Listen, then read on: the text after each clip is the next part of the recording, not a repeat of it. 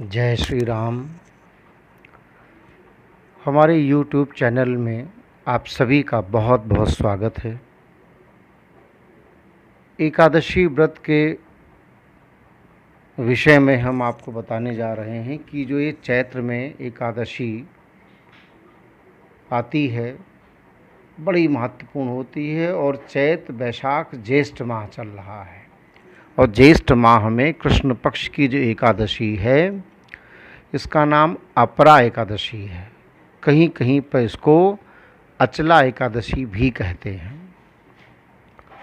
एकादशी का व्रत करने वाले को चाहिए कि दशमी के दिन एक बार भोजन करें और एकादशी को प्रातः स्नान करके उपवास रखें और द्वादशी को पारण करें। इस व्रत से अपार पाप दूर होते हैं। जो लोग गरीबों का इलाज नहीं करते, शठ शास्त्री होकर बिना माँ बाप के बच्चों को नहीं पढ़ाते, राजा होकर गरीब प्रजा की नहीं सोचते, यानी धनवान हैं फिर भी गरीबों के बारे में नहीं सोचते,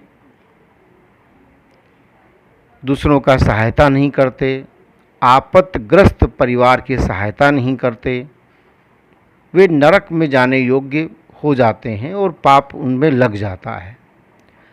किंतु अपरा का व्रत ऐसे व्यक्ति को भी निष्पाप करके बैकुंठ भेज देता है,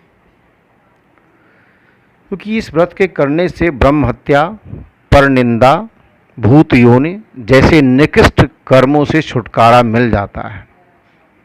कीर्ति, पुण्य, धन में अभिवृद्धि होती है। इसके विषय में एक कथा आती है कि प्राचीन काल में महीध्वज नामक एक धर्मात्मा राजा था, जिसका छोटा भाई ब्रजध्वज बड़ा ही क्रूर, अधर्मी, अन्यायी था। वह अपने बड़े भाई से बड़ा द्वेष रखता था। उस अवसरवादी पापिस्ट ने एक दिन रात्रि में बड़े भाई की हत्या करके उसके देह को जंगली वृक्ष के नीचे दबा दिया, गाड़ दिया। तो मृत्यु के बाद में वो राजा प्रेतात्मा बन गया और पीपल वृक्ष में अनेक प्रकार के उत्पात करने लगा। अचानक एक दिन उधर से धौम्य नामक ऋषि निकले। उन्होंने देखा कि इस वृक्ष पर एक प्रेतात्मा जो बड़ा उधम मचा रहा है, और जब ध्यान से देखा और उसके पिछले जन्मों को समझ लिया तो परलोक विद्या का उपदेश देने के लिए उस प्रेत को पीपल वृक्ष से नीचे उतारा और उसको परलोक विद्या का उपदेश दिया। तो प्रेतात्मा से मुक्त करने के लिए उसको अचला एकादशी करने का उपदेश किया।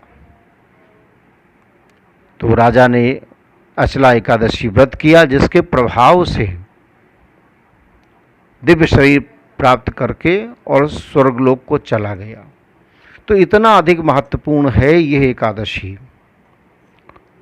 कृष्ण एकादशी के विषय में कहा गया है कि पुत्रवान जो व्यक्ति होता है वैसे उसको शुक्ल पक्ष की एकादशी रहना चाहिए।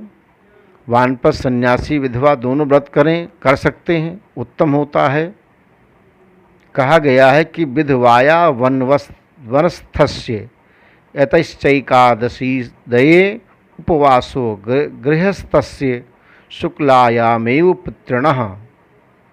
तो शैव और वैष्णव का भेद भी आवश्यक नहीं है। जीव मात्र को समान समझ करके और निजाचार में रत रहे और प्रत्येक कार्य को विष्णु और शिव को अर्पण करता हुआ, ये शैव और वैष्णव का दोनों का होता है कृष्ण एकादशी, तो दोनों को रहना चाहिए। एकादशी के विषय में कहा जाता है कि इसमें शुद्धा और विद्धा ये दो भेद होते हैं। दशमी आदि से विद्ध हो तो विद्धा, अविद्ध हो तो शुद्धा कही जाती है। इसका अर्थ हुआ कि दशमी प्रातः काल में, दशमी तिथि में सूर्योदय हो, उसके बाद एकादशी शुरू हो तो उसको दशमी विद्धा एकादशी कहते हैं। उसको व्रत नहीं रहना चाहिए। और प्रातः काल में एकादशी हो, उसके बाद द्वादशी लग जाए तो वो व्रत करने पर पुण्य की प्राप्ति होती है, जो इस बार 6 जून को है। 6 जून 2021 अचला एकादशी, अपरा एकादशी के नाम से जानी जाती है। और इस दिन व्रत करने पर अनंत तरह के पापों का विनाश हो जाता है। पाप मोचिनी भी कहते हैं, कृष्ण एकादशी को पाप मोचिनी एकादशी भी कहते हैं।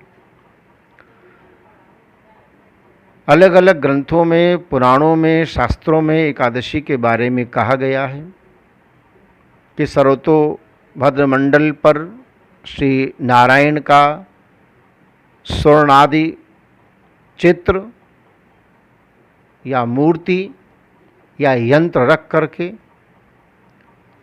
घी, तिल, खीर, मेवा आदि से भगवान श्री विष्णु का स्मरण करते हुए हवन आदि भी करना चाहिए और षोडशोपचार विधि से पूजन करना चाहिए।